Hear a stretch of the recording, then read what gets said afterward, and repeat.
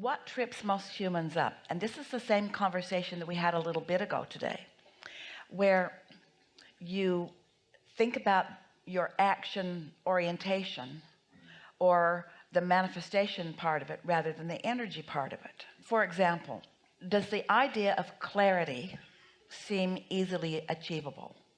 On certain topics, yes. Say again? On certain topics, yes. Do you think that you could get clear on something today? Mm-hmm. Do you think that you can get clear on something 20 years from today? Do you think you need 20 years to find clarity? Or do you think that clarity is something that is easily achievable? The point that we're making is that thoughts and alignment of thoughts are easily achievable, and you usually don't assign the necessity of time to them. In other words, I can be happy or sad today. I can be happy or sad 20 years from today, but I don't need 20 years to go from sad to happy. I could focus that into being today. And we want you to understand that everything is that way, but it is your action orientation and your belief in how long it takes to gather up. If you can think of money as energy rather than as money, then you can shorten the timeline. So would you suggest then to just keep setting kind of baskets in feelings, not necessarily a dollar amount, but just feelings where I feel it's satisfying, and then let this good feeling I have about what the 1.5 billion stands for? Yes, but even more, we would focus upon the outcome that you're reaching for rather than the means that you believe is necessary to accomplish it. If you think about what you want and why you want it, the energy is usually clear. But if you think about what you want and how you're going to get it and when it's going to come and what it's going to require and who's going to be there, then you introduce a lot of unnecessary questions to which you don't have the answers, which just piles resistance, which makes the timeline have to be more spread out. But it doesn't need to be. The universe can deliver it to you as quickly or as slowly as you believe it to be.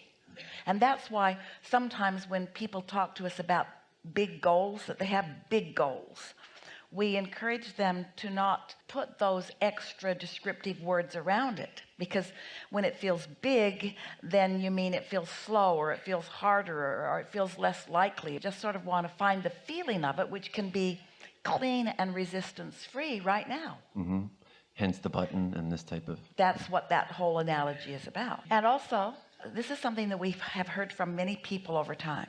I want this big sum of money, but I'm going to do a lot of good with it, in a sort of justifying, I need the justification for doing the good before I will allow the good to come to me. And we want you to just want it. Mm.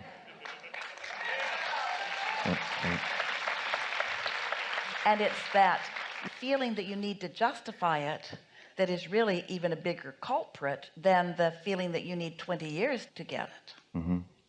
Okay.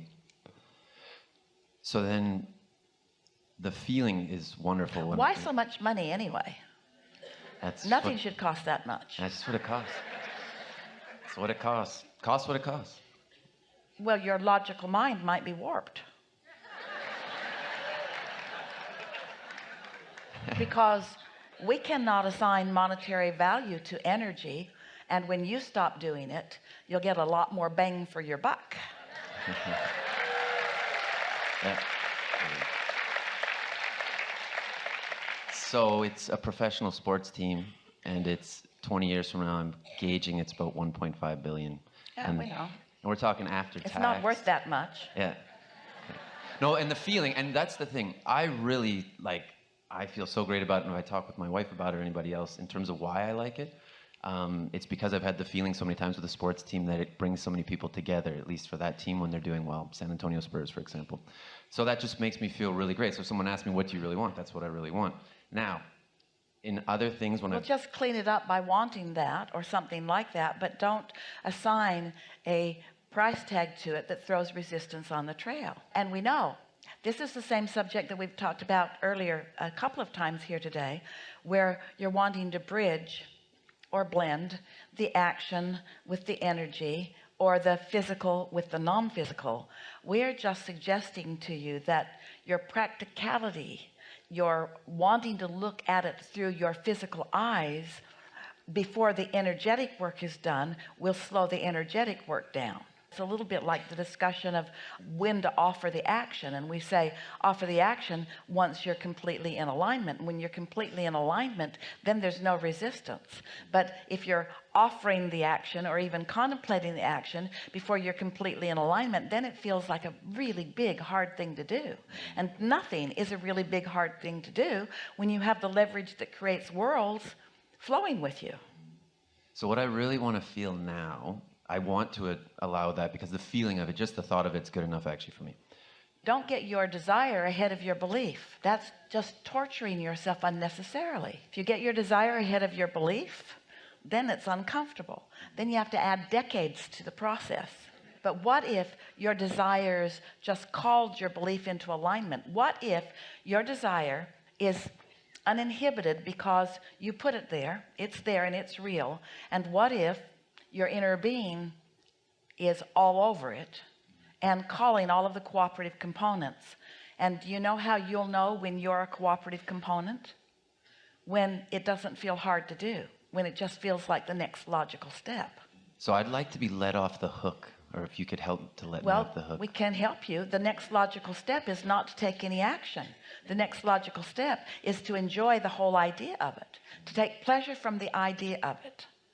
Because what trips everyone up is having a goal that they can't see the means to the end. And so the goal itself feels more uncomfortable than it does pleasurable. So what you want to do is use the power of your focus to let this intention be utterly and only satisfying. No downside. It's in vibrational form. Do you know every empire, even every relationship, every magnificent creation, really every creation, is accomplished vibrationally almost immediately, long before you allow the physical bricks and nails and boards and sports people to become part of the equation. Do you believe, we're asking all of you this, do you believe that you have the ability to take pleasure from the vibrational form of your creation? Because that's really what you got to do. You got to take pleasure and only pleasure from the vibrational form of your creation. And when you've got that nailed down, then all of the other pieces will come into place. But when you believe that you've got to figure out how or where or when the other pieces are going to come into place before you let yourself take pleasure in it, then it gets all lopsided. Mm-hmm. So you said it's active in the vortex, and that means, and by active we mean attractive in nature. Mm-hmm. Gathering the cooperative components. If I don't go towards it because I've created it, the feeling of it and the desire for it, that's the thing I want to be left off the hook of. If I don't ever achieve that thing, that feeling, except for the feeling, that's enough. I want to, because the physical is so still something that we... Well, that's illogical. Someone who really wants something cannot say that. Okay. A lot of humans try to say that. We never have any of it. But a lot of humans try to say that because what they're wanting to do is let themselves off the hook for the doubt that they currently possess. We're just saying get rid of the doubt. Can't get rid of anything. Replace the doubt with the pleasure of the idea. We want you to all receive the benefit of this conversation, because most people have an idea or a goal that they want to achieve, and they feel like it needs to be accomplished before they can really settle into the pleasure of it. Once I get this, then I will have the success that I wanted, and then everything clicks together. We want it to click together in the vibrational phase. And you know, when it's come together, the success that you're looking for is not just the ownership of the team or even the ability to leverage their talent and probability against the cost of them. We want the desire of it to be all that you need to find. Thoughts are turning to things. And once you've put something into the vortex, it's gathering the cooperative components. And minus your doubt, the cooperative components would all come into place. Do you see yourself as one of the cooperative components? Because if there's hesitation, you're not. If you're trying to let yourself off the hook, then you're not. You have to allow yourself to be a free-flowing vibrational particle that can be attracted by the idea of your desire. Step one is you gave birth to it. Step two is it's alive and it's real, and your inner being and all of the forces, all of the leverage that creates worlds, it's all there for you.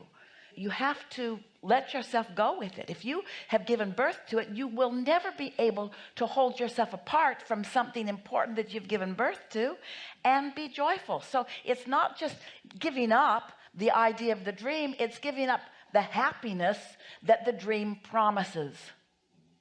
Ooh, we're almost on it. The whole point of wanting it is for the happiness that the dream promises, and then the manifestations, it has to come.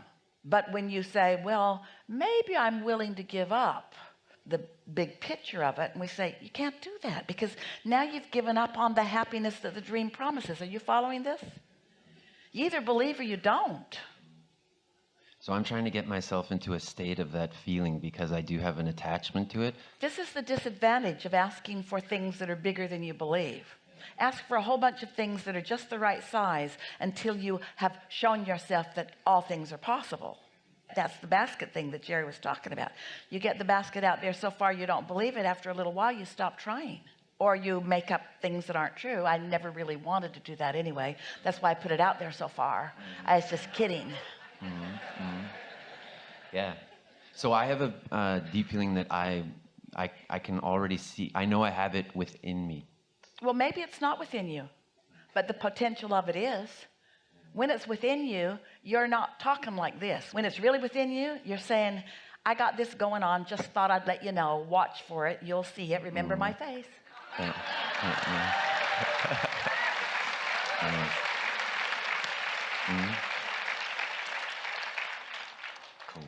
Cool. So basket where I can hit it and just continue going with that. Just remember what the real goal is. You see, Esther says to people on a pretty regular basis, she got it from Jerry because he said it on a really regular basis. They'd go somewhere and she'd say, just looking for something to want. Just looking for something that rings my bells, because your bells ringing feels really, really good. And so when life shows you something that rings your bells, you can keep those bells ringing as it comes into fruition. And by the time it comes into fruition, there are a whole lot of other things that are ringing your bells too, because you're not ever going to get it done. So it's the bell ringing that you're reaching for. It's the reason to focus and the reason to even care about how you feel. That's what it's all about.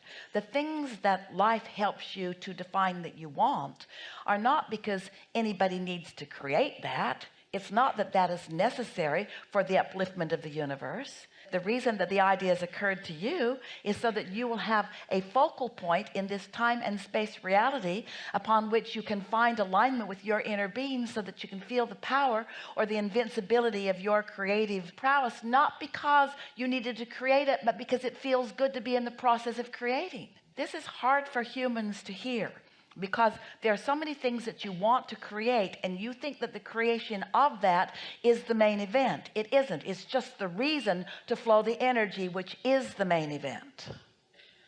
It's the feeling of things coming into place. It's the pointing and feeling the power of the universe flowing through you. And it's the necessity of finding alignment, which is what true life is. So the things that you ask for are only the reason for the necessary alignment, but it's a necessary alignment that is really what you're reaching for.